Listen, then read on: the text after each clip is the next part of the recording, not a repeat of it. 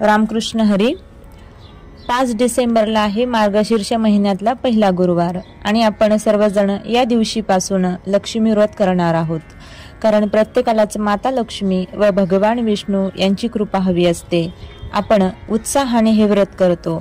मनापासून जर व्रत केले तर आपले कल्याण झाल्याशिवाय राहत नाही आणि आपला हेतूही तोच असतो की आपलं संपूर्ण जीवन सुंदर बनावं, म्हणून भगवंताची उपासना आपण करत असतो.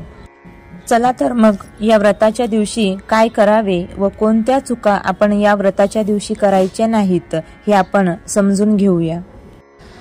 खरे सांगायचे झाले तर कुठलेही व्रत किंवा साधना करताना ते अगदी अंतःकरणापासून झाले पाहिजे, नाहीतर त्याचे फळ प्राप्त होत नाही. बऱ्याच गोष्टी अशा असतात आपण दुसऱ्याचे बघून करतो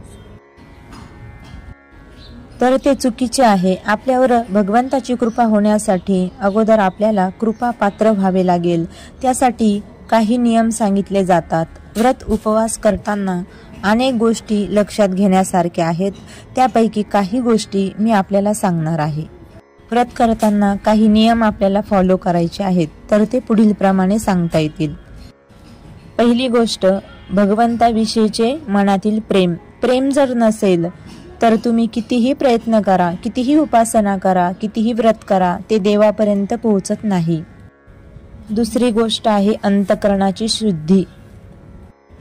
व्रत उपवास करताना अंतःकरण जर पवित्र असेल तरच अंतःकरणामध्ये चांगले विचार येतात व आपलं व्रत जे आहे ते अगदी सुंदर होत असते. तिसरी गोष्ट म्हणजे सत्य बोलणे. व्रताच्या दिवशी तरी कमीत कमी आपण दिवसभरात एकदाही खोटं बोलायचं नाही, असा आपण नियम केला पाहिजे. चौथी गोष्ट आहे शौच, ज्याला आपण शुचिर्भूतता म्हणतो, म्हणजेच शरीराचे व मनाचेही पावित्र्य राखणे.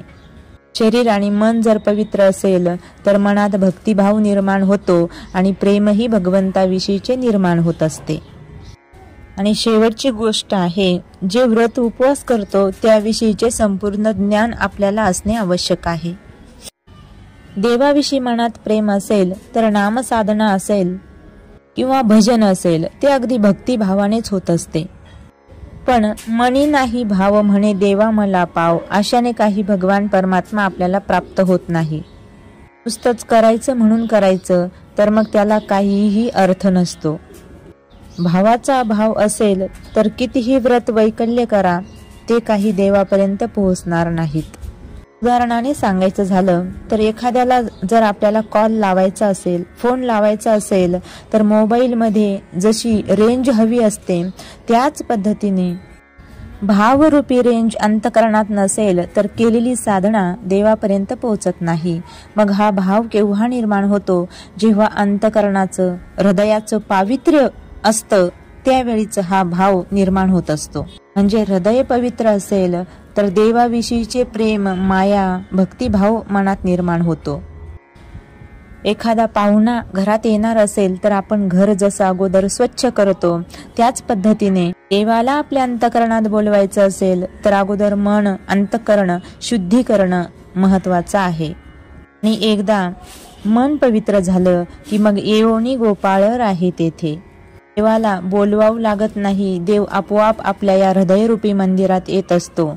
नाबाई महाराज सांगतात, हृदयबंदी खाना केला आत विठ्ठल कोंडीला, पण केव्हा मन शुद्ध होईल त्यावेळी. मग मनाचे पावित्र्य राखायचे असेल तर काही गोष्टी आपल्याला टाळायच्या आहेत. पहिली गोष्ट म्हणजे खोटं बोलणे, दुसऱ्याची निंदा करणे.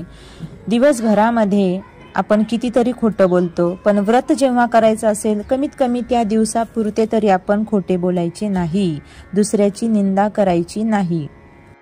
दुसरी गोष्ट आहे कुणाचाही द्वेष करायचा नाही. कारण तिरस्कार, द्वेष ही अशी गोष्ट आहे एकदा मनामध्ये वाढली की वाढतच जाते आणि त्याचा शेवट कुठे होईल हे सांगता येत नाही. मनात जर सुविचार निर्माण करायचे असेल तर द्वेष भावना मनातील नष्ट झाली पाहिजे आणि ती सुद्धा होते भगवंताच्या भजनाने. आमचे साधू संत सांगतात, कोण्याही जीवाचा न घडो मत्सर, वर्म सर्वेश्वर पूजनाचे. देवाला मिळवायचे असेल तर दुसऱ्याचा द्वेष, तिरस्कार करणे या गोष्टी टाळल्या पाहिजेत. तिसरी गोष्ट म्हणजे व्रताच्या दिवशी हॉटेलमधलं बाहेरचं जे जेवण आहे ते टाळलं पाहिजे. चौथी गोष्ट आहे शरीराची आणि मनाची पवित्रता.